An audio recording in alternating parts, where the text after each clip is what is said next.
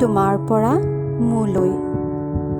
তোমাৰ পৰা মোলৈ উভতি আহিবলৈ মোৰ বহু পৰ লাগে। তোমাৰ পৰা মোলৈ উভতি আহিবলৈ মোৰ বহু পৰ লাগে।